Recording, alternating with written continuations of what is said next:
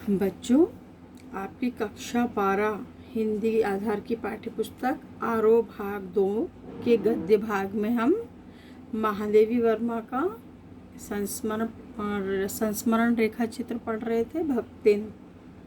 तो उसको आगे करते हुए पेज नंबर 73 आप ओपन करिए। आगे से हम प्रारंभ करेंगे जहाँ तक कल पढ़ लिया था उसके बाद से। उसने ससुर, अजय ससुर और जाने कै पीढ़ियों के मतलब कितनी पीढ़ियों के ससुर गणों की उपार्जित जगह जमीन में से सुई की नोक के बराबर भी देने की उदारता नहीं दिखाई। कुछ भी नहीं दिया उसने अपने जेठ और जेठों को। इसके अतिरिक्त गुरु से कान फुकवा, कंठी बांध और पति के नाम पर घी से चिकने केशों को समर्पित कर कभी न टलने की घोषणा कर दी। क्या किया? गुरु मंत्र ले लिया और अपने जो बाल थे वो कटवा दिए।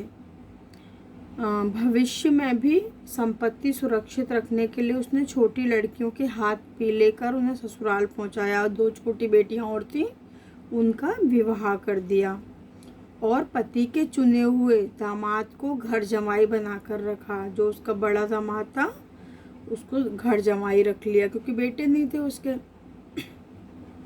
इस प्रकार उसके जीवन का तीसरा परिच्छेद आरंभ हुआ। अब 2 परिच्छेद निकल गए, उसका बचपन निकल गया, उसकी युवावस्था निकल गई, अब तीसरा परिच्छेद प्रारंभ हुआ। भक्तिन का दुर्भाग्य भी उससे कम हठी नहीं था। इसी से किशोरी से युवती होते बड़ी लड़की भी विधवा हो गई। मतलब क्या हुआ? उसका जो दामाद था वो भी भगवान को प्यारा हो गया। भैया से पार न पा सकने वाले जेठों, जो उसके जेठ थे, जो छोटे भाई की पत्नी से जीत नहीं पा रहे थे किसी भी तरह से, और काकी को परास्त करने के लिए कटिबद्ध जेठों ने, जो उसके जेठ के बेटे थे, वो अपनी काकी को हरा के उसकी जायदाद हड़पना चाहते थे ना, भक्तिन की। तो जेठौतों ने आशा की किरण देख पाई। उनको ऐसा लगा कि अब तो इनकी संपत्ति पर हमारा अधिकार हो सकता है। विधवा बहन के गठबंधन के लिए बड़ा जेठौत अपने तीतर लड़ाने वाले साले को बुला लाया। तीतर लड़ाने वाला मतलब ये एक मुहावरा है, मतलब जो आवारा था उसको बुला लाया, क्योंकि उसका हो जाने पर सब कुछ उन्हीं के अधिकार में रहता।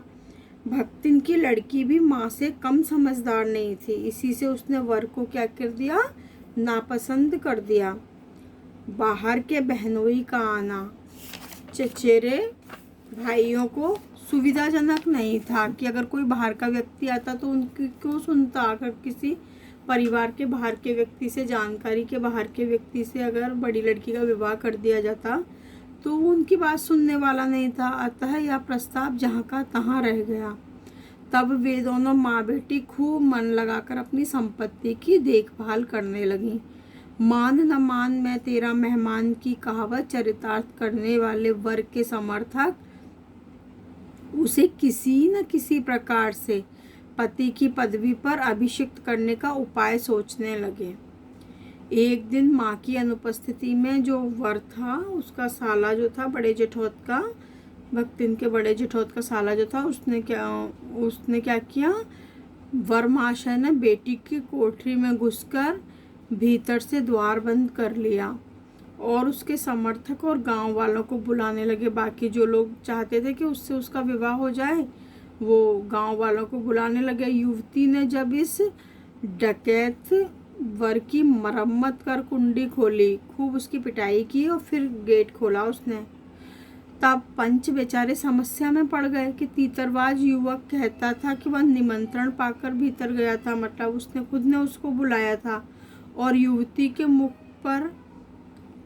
उसके मुख पर अपनी 5 उंगलियों के उभार में इस निमंत्रण के अक्षर पढ़ने का अनुरोध करती थी। और वास्तविकता में क्या था? उसने उसे खूब पीटा था और उस लड़के के मुंह पर 5 उंगलियां छप रही थी उसकी। तो यह भी एक सत्यता प्रकट हो रही थी पंचों के सामने। अंत में दूध का दूध, पानी का पानी करने के लिए पंचायत बैठी और सबने सिर हिला हिलाकर इस समस्या का मूल कारण कलयुग को स्वीकार किया। सबने कहा ये कलयुग है। अपीलहीन फैसला हुआ, चाहे उन दोनों में से एक सच्चा हो चाहे दोनों झूठे। पर जब वे एक कोठरी से निकले तब उनका पति पत्नी का रूप में रहना ही कलयुग के दोष का परिमार्जन कर सकता है। मतलब सबने क्या कहा कि अब इनको पति पत्नी के रूप में ही रहना पड़ेगा। अपमानित बालिका ने होंठ काट कर लहू निकाल लिया। उसको इतना गुस्सा आया कि अपना होंठ इतनी जोर से दांत से काटा कि उसमें से लहू यानी ब्लड निकल आया। और माँ ने आग्नि नेत्रों से गले पड़े दामाद को देखा। और जो माँ थी भक्तिन लक्ष्मी, उसने बड़ी ही जलती हुई नेत्रों से, बड़ी ही गुस्से से इस जबरदस्ती गले पड़े दामाद को देखा। संबंध कुछ सुखकर नहीं हुआ, क्योंकि दामाद अब निश्चिंत होकर तीतर लड़ाता और बेटी विवश और क्रोध से जलती रहती थी। इतने यत्न से संभाले हुए गाय ढोर खेती बाड़ी और जब परिवार द्वेष में ऐसे झुलस गए कि जैसे लगान अदा करना भी उनके लिए क्या हो गया, भारी हो गया। सुख से रहने की कौन का अंत में एक बार लगान न पहुंचने पर जमींदार ने भक्तिन को बुलाकर दिन भर कड़ी धूप में रखा। यह अपमान तो उसकी कर्मठता में सबसे बड़ा कलंक बन गया। अतः दूसरे ही दिन भक्तिन कमाई के विचार से शहर आ पहुंची। घुटी हुई चांद को मोटी मैली धोती से ढाके और मानो सब प्रकार से आहट सुनने के लिए कान कपड़े से बाहर निकाले हुए थे। भक्तिन जब मेरे यहाँ सेवक धर्म में दीक्षित हुई तब उसके जीवन के चौथे और संभवतः अंतिम परिच्छेद का जो अर्थ हुआ उसकी इति अभी दूर है। अब उसके चौथे परिच्छेद का प्रारंभ हुआ। भक्तिन की वेशभूषा में गृहस्थ और बैरागी का मिश्रण देखकर मैंने शंका से प्रश्न किया, क्या तुम खाना बनाना जानती हो? उत्तर में उसने ऊपर के होंठ को सिकोड़कर और नीचे के अधर को कुछ बढ़ाकर आश्वासन की मुद्रा में कहा, ये कौन बड़ी बात है? रोटी बनाए जाने थे, दाल रांध ले थे, साग भाजी छौंक सके थे और बाकी का रहा। उसने क्या कहा कि इसमें कौन सी बड़ी बात है, रोटी बनाना जानती हूँ, दाल बना लेती हूँ, साग भाजी छौंक लेती हूँ, और फिर क्या बाकी रहा खाना बनाने में? दूसरे दिन तड़के ही सिर पर कई लोटे औंधाकर उसने मेरी धुली धोती जल के छींटों से पवित्र कर पहनी। जो महादेवी जी ने उसको धोती थी पहनने के लिए, उसको पवित्र किया पहले जल के छींटे डालकर। पूर्व के अंधकार और मेरी दीवार से फूटते हुए सूर्य और पीपल का 2 लोटे जल से अभिनंदन किया। सूर्य को अर्घ्य दिया और पीपल को जल चढ़ाया। 2 मिनट नाक दबाकर जाप करने के उपरांत वह कोयले की मोटी रेखा से अपने साम्राज्य की सीमा निश्चित करके चौके में प्रतिष्ठित हुई। उसने रसोई के बाहर, किचन के बाहर एक कोयले से एक सीमा रेखा बना दी। तब मैंने समझ लिया कि सेवक के साथ टेढ़ी खीर है। अपने भोजन के संबंध में नितांत वीतराग होने पर भी मैं पाक विद्या के लिए परिवार में प्रख्यात हूँ। महादेवी वर्मा खुद भी बहुत अच्छा खाना बनाती हैं, पर कोई भी पाक कुशल दूसरे के काम में नुक्ताचीनी बिना किए रह नहीं सकता। पर जब छूत पाक पर प्राण देने वाले व्यक्तियों का बात बात पर भूखा रहना स्मरण हो आया तो भक्तिन की शंका को दृष्टि में छिपे हुए निषेध का अनुभव किया और कोयले की रेखा मेरे लिए लक्ष्मण के धनुष की खिंची हुई रेखा के समान दुर्लभ हो उठी। निरुपाय, कोई उपाय नहीं था। अपने कमरे में बिछोने पर पड़कर नाक के ऊपर खुली हुई पुस्तक स्थापित कर मैं चौके में पीढ़े पर आसीन अनधिकारी को भूलने का प्रयास करने लगी कि ये जो उसने अधिकार जमा लिया था भक्तिन ने उनकी रसोई पर, उनको खुद को प्रवेश करने की अनुमति नहीं थी। उस बात को भूलने के लिए वो किताबें पढ़ने लगी।